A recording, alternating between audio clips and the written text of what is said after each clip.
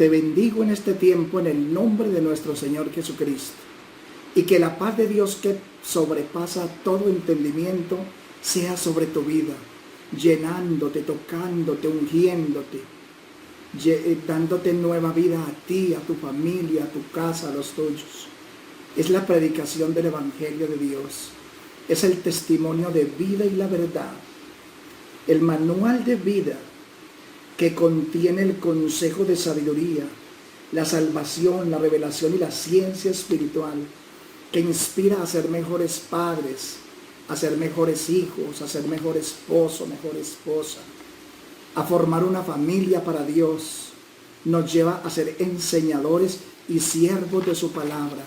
Nos invita a levantar el consejo, la instrucción, la revelación de Dios, como dice en Apocalipsis, la revelación de Jesucristo que Dios le dio enviándola por medio de su ángel a su siervo Juan. Los siervos, los profetas del Antiguo Testamento nos dejaron toda esta palabra. Los apóstoles del Nuevo Testamento nombrados por Jesucristo nos dejan esta sabiduría, este conocimiento. Es el poder de Dios levantado por los hombres, para los hombres, en el estilo de los hombres, pero inspirado por Dios. Él inspiró a hombres de Dios, a mujeres de Dios, a gente de Dios de todos los tiempos, a darnos este mensaje poderoso de la palabra de Dios. El tema que hoy vamos a mirar es el tiempo de Dios. Y lo he llamado así, el tiempo de Dios, porque todos los tiempos han sido de Dios, pero este tiempo es de cumplimientos proféticos. Estamos en tiempo de dolores y muchos ayes vienen sobre la tierra. Ay del morador de la tierra por lo que le ha de venir. La palabra de Dios ha profetizado todo lo que está sucediendo, todo lo que está pasando en el mundo, todo lo que estamos viendo. Es solo principio de dolores, pero nosotros los hijos de Dios, los que tenemos nuestra confianza puesta en Él, solo nos vamos a deleitar, solamente vamos a descansar en la palabra de Dios escrita, en el manual de instrucciones, en esta bendita palabra de Dios desde Génesis 1 a Apocalipsis 22. Ahí está la historia de la redención. Desde Génesis 1 empezamos a ver la historia de la redención. Cómo Jesucristo iba a venir a la tierra, se iba a hacer hombre, iba a caminar con nosotros. Y un mover espiritual maravilloso, apostólico y profético que empezó a ser escrito, hoy es revelado a sus siervos. No digamos a los apóstoles ni a los profetas, a sus siervos, a sus enviados, a los que el Señor quiso, a los que el Señor escogió, pero hoy las cosas cambiaron. Y le voy a decir algo muy importante y muy maravilloso después de leerle 2 de Timoteo 4, 1 al 5. Le voy a decir una revelación maravillosa que siempre ha estado en la Biblia.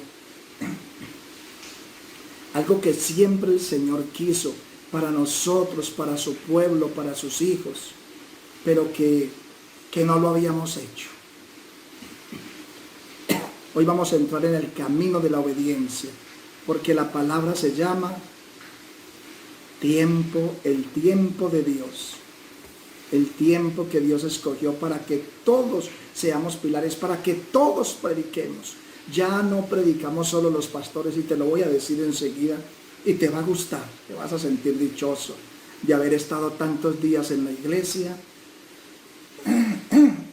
y haberte formado como un pilar, como un elegido, como un escogido, como una escogida de Dios. 2 Timoteo 4:1 dice: te encarezco delante de Dios y del Señor Jesucristo, que juzgará a los vivos y a los muertos en su manifestación en su reino. Que prediquen la palabra, que instes a tiempo y fuera de tiempo, redarguye, reprende, exhorta con toda paciencia y doctrina. Mira esta palabra, mi hermano, es para ti.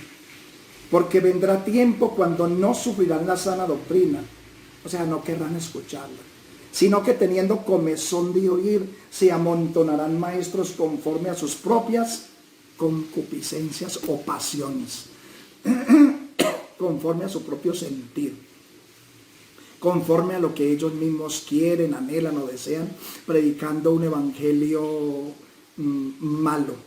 No es que haya un evangelio malo, como dice Gálatas 1:5, no que haya otro evangelio, sino que muchos pervierten el evangelio, porque si aún un ángel del cielo se les aparece y les predica un evangelio diferente, sea anatema o sea maldito.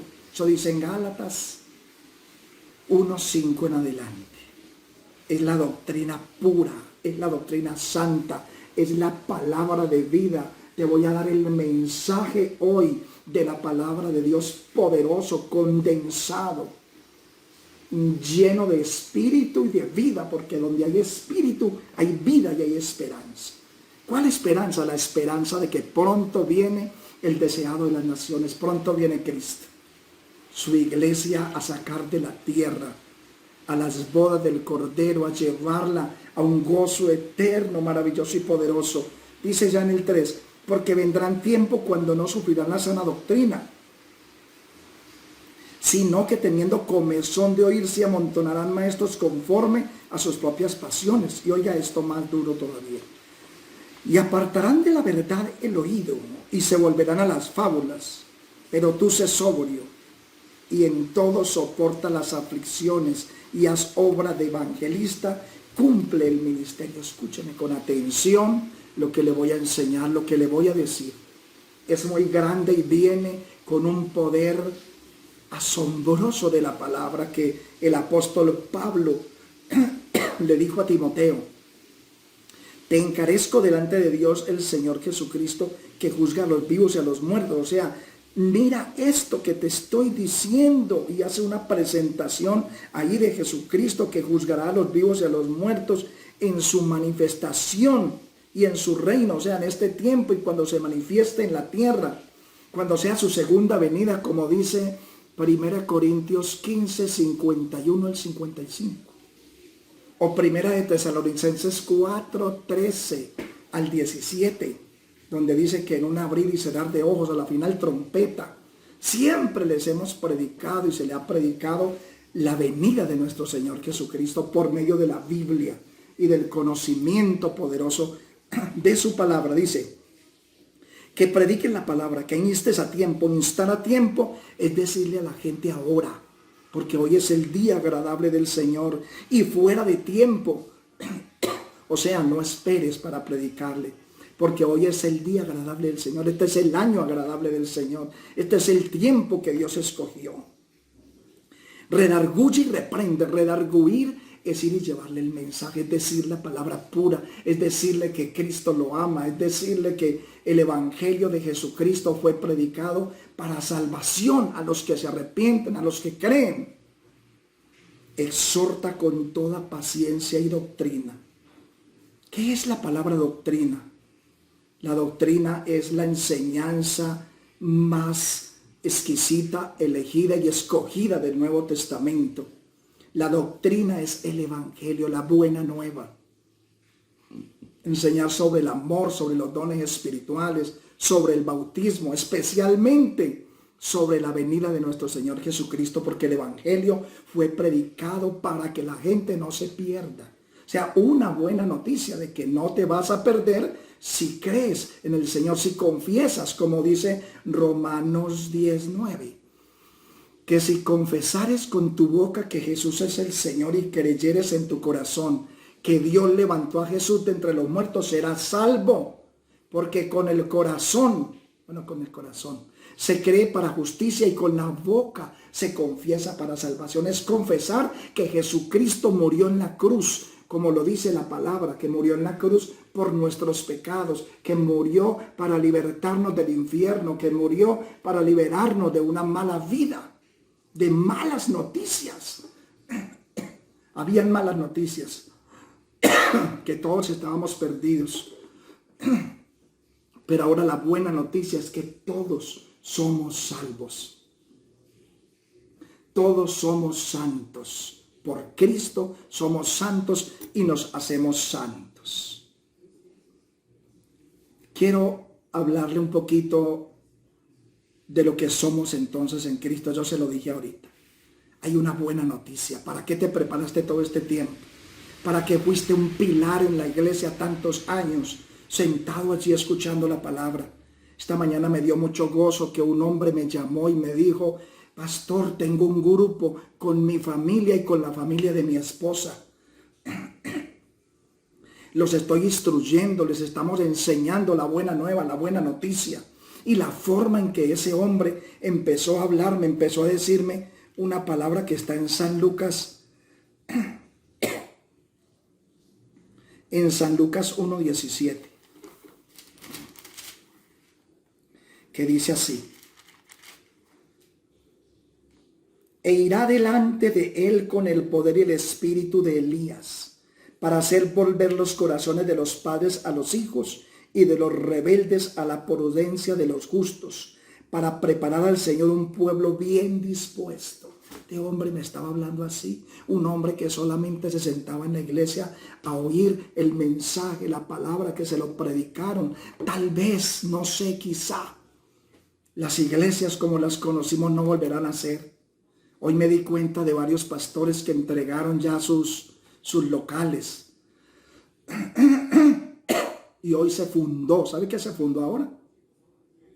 Y la fundó Jesucristo mismo. El evangelismo que hicimos tal vez ya sea cosa del pasado. Por eso pronto estaremos aquí con instrumentos, enviándote los mensajes. Yo espero que para enero o antes podamos estar en la iglesia otra vez reunidos. Pero quién sabe qué será del mundo, qué vendrá después de esto. Están hablando del G5, que es unos aparatos. Ahora tienen el G4 para que haya comunicaciones de celular, de televisión, todas las telecomunicaciones. Y dicen que el G5, que ya está en varios países, es un arma de destrucción masiva. El anticristo ya está preparando sus caminos por medio de los Illuminati, de los masones. Es algo que se había preparado previamente, es algo que ya los gobiernos sabían. Bueno, hay mucha polémica en cuanto a esto, pero no nos preocupemos. La Biblia sí nos dice la verdad. La Biblia nos aclara que son, como dice en Mateo 24:8, principio de dolores. Y quiero tocarle un primer punto.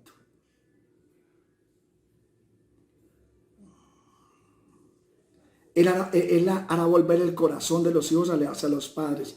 Se han cerrado, primer punto que le voy a tocar es, se han cerrado todos los templos. Se cerraron las iglesias católicas romanas, miles en el mundo. Creo que son varios millones de iglesias católicas en el mundo. La de Luisa Piraquive, que se llama la ministerial, se cerró. Allí daban culto todos los días, 2 veces al día, se cerró, mi hermano. Los templos donde se predicaba a Jesús solo, los unitarios, pentecostal unitario, se cerraron esos templos. Los de los mormones, los del reino de los testigos de Jehová, todo esto se ha cerrado, aún las iglesias de sana doctrina. ¿Sabe por qué, mi hermano? Muchos pastores se han corrompido. Hay muchos falsos profetas y falsos apóstoles y falsos maestros enseñando doctrinas erradas, doctrinas erróneas, doctrinas de hombres. Los templos ahora son en casa. Los maestros ya son los padres de familia, la mamá, el papá, instruyendo a los hijos, a la familia. Debiendo ser ya maestros, ¿tenéis necesidad de leche? El Señor te ha constituido ahora como maestro. Prepárate, hermano, prepárate. Llevemos a toda la familia a la iglesia, a tu casa a orar, congréguese en tu casa. Congrégate en tu casa. Haga la Santa Cena en su casa, pero hágala con una reverencia máxima. Le voy a decir algo de la cena, hágala con los hijos. Usted puede leer en Mateo 26, ahí está la cena. En 1 Corintios 11, ahí también nos habla de la cena. Le voy a dar el texto.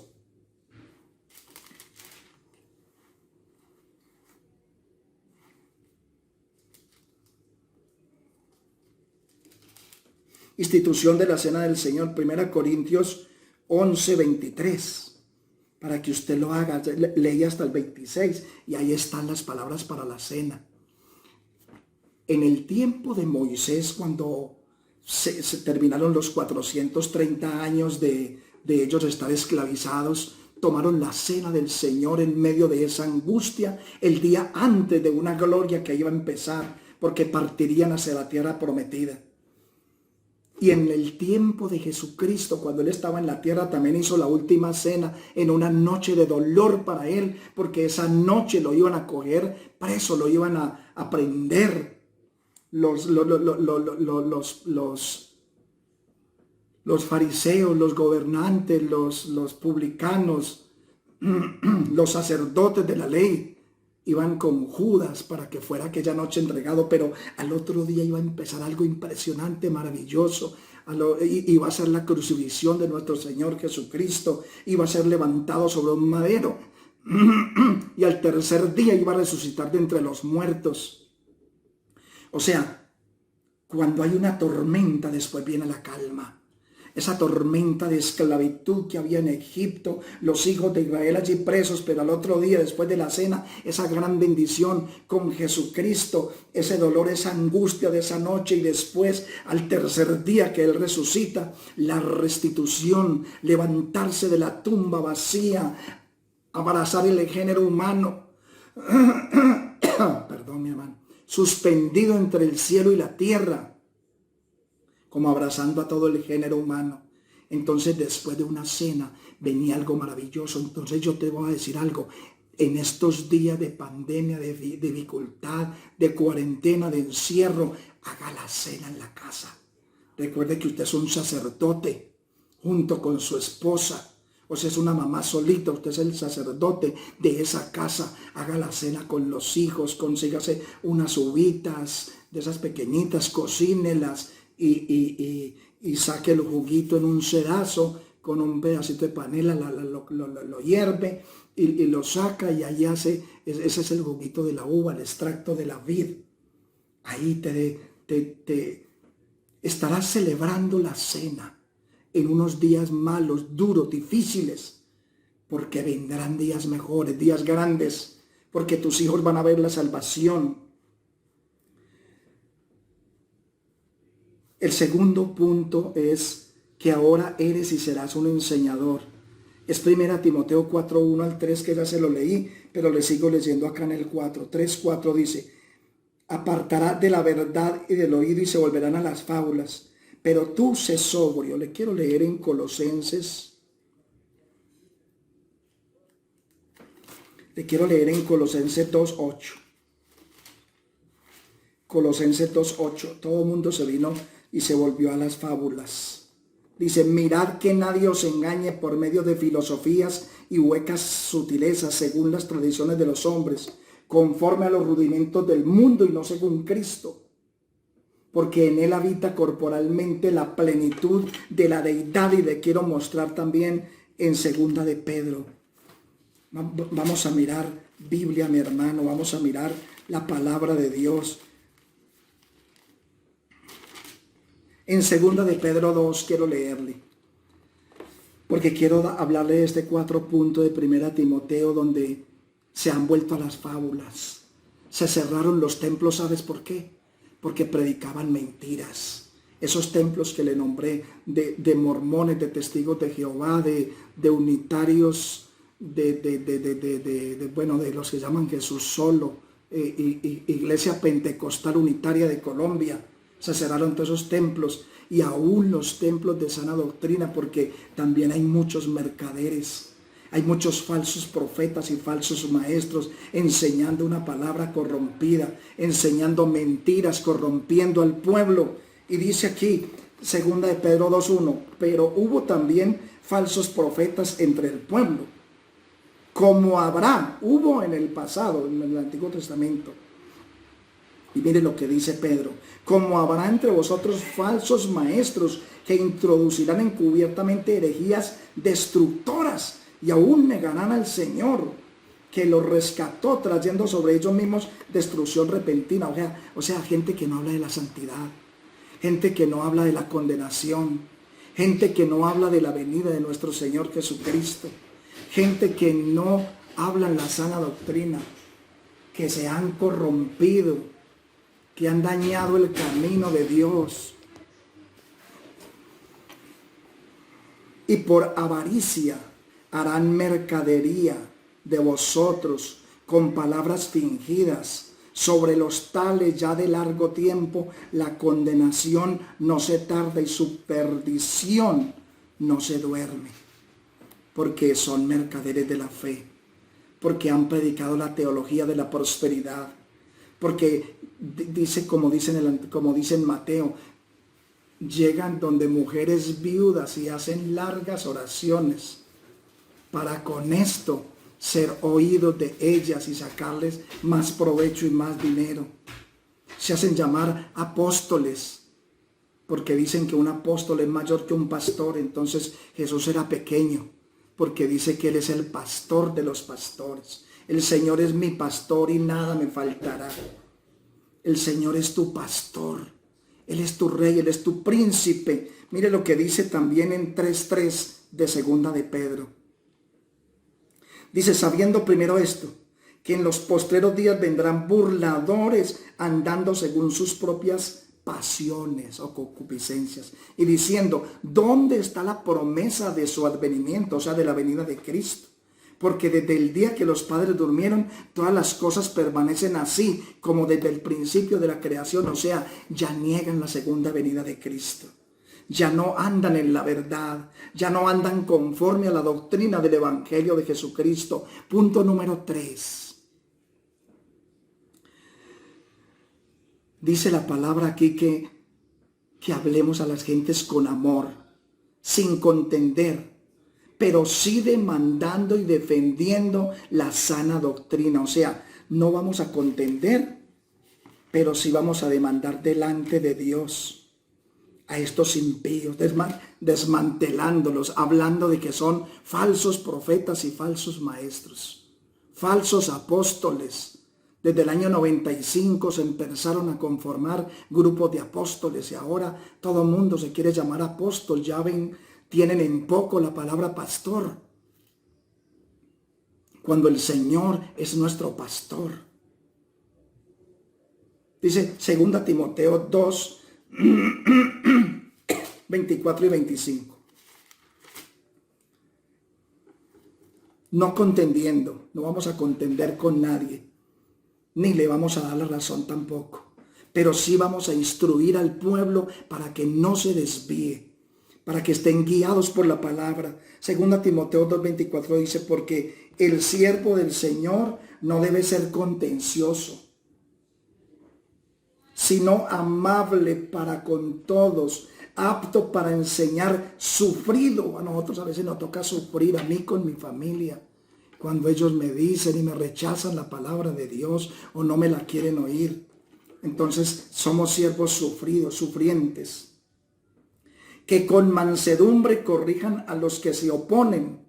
O sea, los que se oponen hay que corregirlos con mansedumbre, mostrándoles por medio de la palabra, por si quizá Dios les conceda que se arrepientan para conocer la verdad. Porque le voy a decir algo a todas estas personas que andan en caminos errados, con profetas falsos, con apóstoles falsos, con la teología de la prosperidad. Ve, hace muy poco nos decían el 2020, el año 2020, el año de más prosperidad, el año de más dinero, de más bendición económica.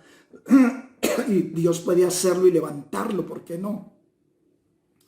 Pero que lo que nos mueva a seguir a Dios no sea enriquecernos. ¿De qué le vale al hombre ganarse el mundo si al final perdiere su alma?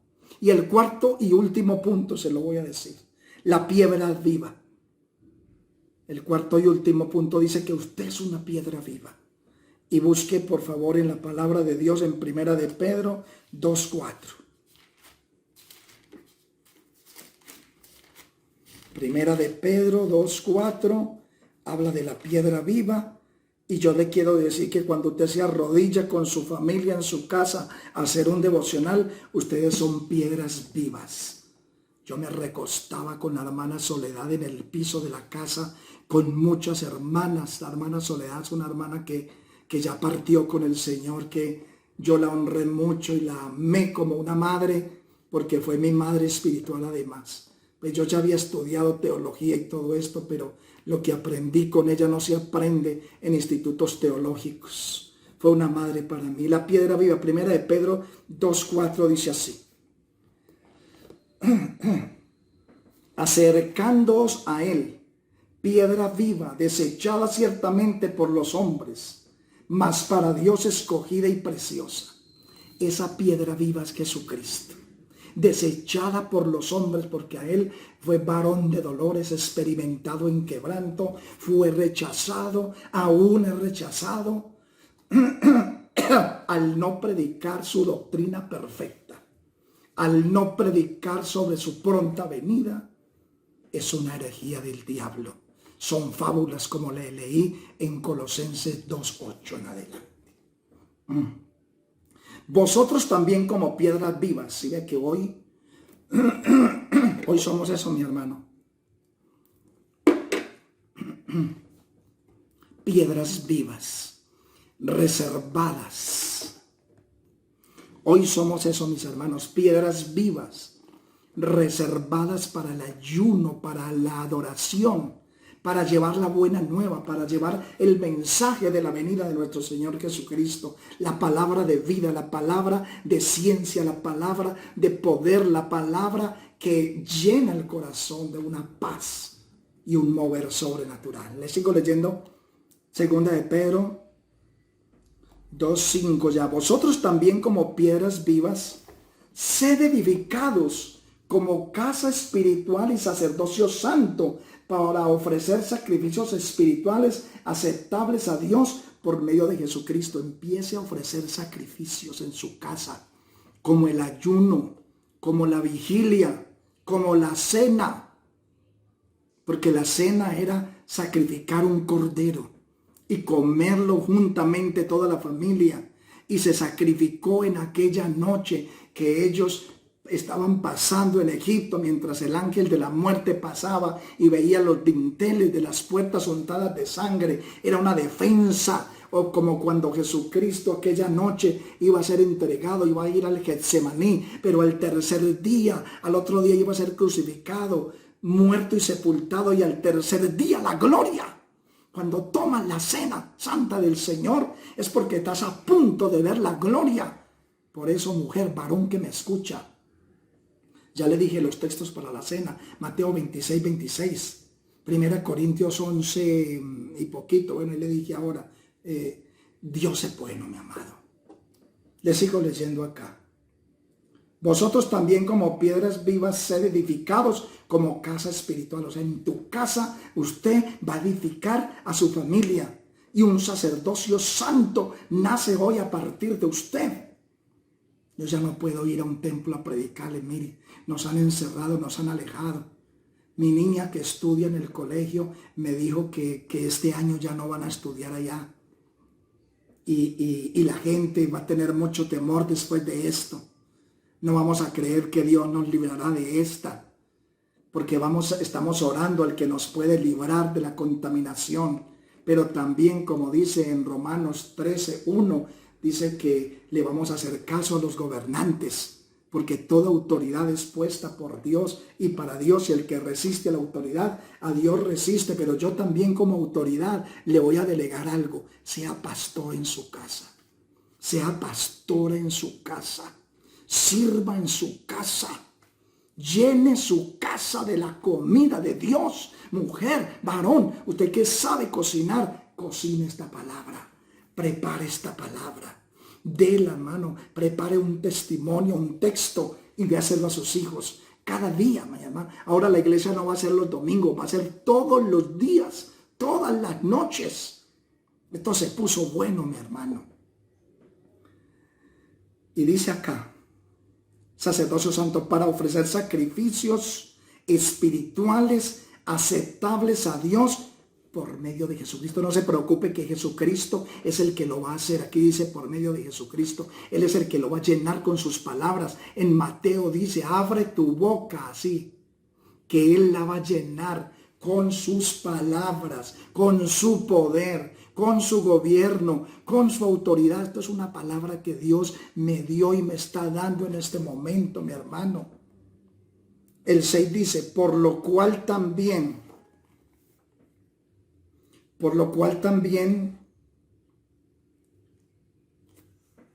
contiene la escritura.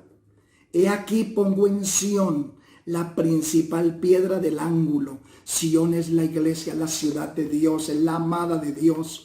Ahora Sión es tu casa. Pongo la principal piedra del ángulo. La principal piedra es el cimiento que se pone para echar un edificio. La primera palada que se pone allá en la parte más profunda. Y la principal piedra del ángulo que sostiene todo el edificio, que es la iglesia de Jesucristo, se llama Jesucristo. Él es la principal piedra del ángulo. He aquí pongo en tu casa, en Sión, la principal piedra del ángulo, escogida y preciosa. Jesucristo es escogido y es precioso. El que creyere en él no será avergonzado. Para vosotros, pues, los que creéis en él es precioso. Para los que no creen, la piedra que los edificadores desecharon, o sea, los sacerdotes de la ley, los gobernantes de este tiempo, mucha gente que hoy lo desecha por no oír la palabra de Dios, ha venido a ser cabeza del ángulo. Piedra de tropiezo y roca que hace caer. Ay, mi hermano, aquí es lo duro. El que no cree en ella tropezará en la misma palabra y se desbocará al infierno. La misma Biblia, esta palabra, mi hermano, te lleva al cielo porque es la roca de los siglos. Pero por no creerla y por no confesarla, te lleva al infierno. Por eso dice que es roca de tropiezo y piedra que hace caer, porque los que tropezaron en ella e hicieron caer a otros fueron a perdición. Se puede uno tropezar en la misma palabra cuando se enseña una herejía. En Apocalipsis al final dice, el que quitare o añadiere de las profecías escritas en este libro, Dios le quitará su parte del árbol de la vida. La piedra que ha venido a ser cabeza del ángulo y piedra de tropiezo y roca que hace caer, porque tropiezan en la palabra, siendo desobedientes, a lo cual fueron también destinados. Muchos han sido ya predestinados para la perdición. Esa gente que usted le predica y no lo escucha, no eche las perlas a los cerdos, no sea que se vuelvan contra ti o despedacen. Es gente que si no se arrepiente se van a perder. Ya usted les predicó, ya usted les sembró el mensaje. Le voy a leer por último aquí para terminar. Oseas 2:14. Pero aquí que yo os traeré y te llevaré al desierto y hablaré a su corazón. El Señor hoy te trae, te lleva al desierto y te habla al corazón. Te llena de paz y te llena de vida. Bendito Dios por esta palabra maravillosa. Esta es la conclusión, Oseas 2:14. Él te llevará al desierto, porque nos tiene encerrados en un desierto, en una cuarentena. Pero allí nos ha hablado al corazón. Y ya el pastor no es el pastor es Jesucristo. Él te pastorea. Ya tú eres el pastor. Ya te queda la tarea, varón de Dios, mujer de Dios que me estás viendo, de encaminar a tus hijos. No los dejes perder. Es el tiempo especial de atraparlos, de llevarlos a Dios, de enseñarles la sana doctrina. Gracias, Padre Celestial, por esta palabra. Gracias por este mover profético, por esta maravillosa palabra de Dios que ha venido a tu vida. Porque el don de Dios que Él te ha dado está sobre ti para predicar la palabra. Lo que sí hay es don profético. Porque don profético es un don de Dios y es repetir lo que ya dijeron los profetas, es enseñar lo que aquí ya está escrito, porque la palabra profética más segura a la cual debemos estar atentos según segunda de Pedro 1:19 al 21 es la palabra de Dios, es la palabra de vida a la cual debéis estar atentos como antorcha que alumbra en lugar oscuro. Gracias, mi Padre Celestial, por este pueblo, por esta familia. Yo te bendigo, yo te doy gracias, Señor. Que el Señor te bendiga y te guarde y haga resplandecer su rostro sobre ti y tenga de ti misericordia y alce sobre ti su rostro y ponga en ti paz. Amén y amén. Que la paz del Señor sea contigo. Nos vemos dentro de 8 días y en semana te estaré enviando algunos mensajes.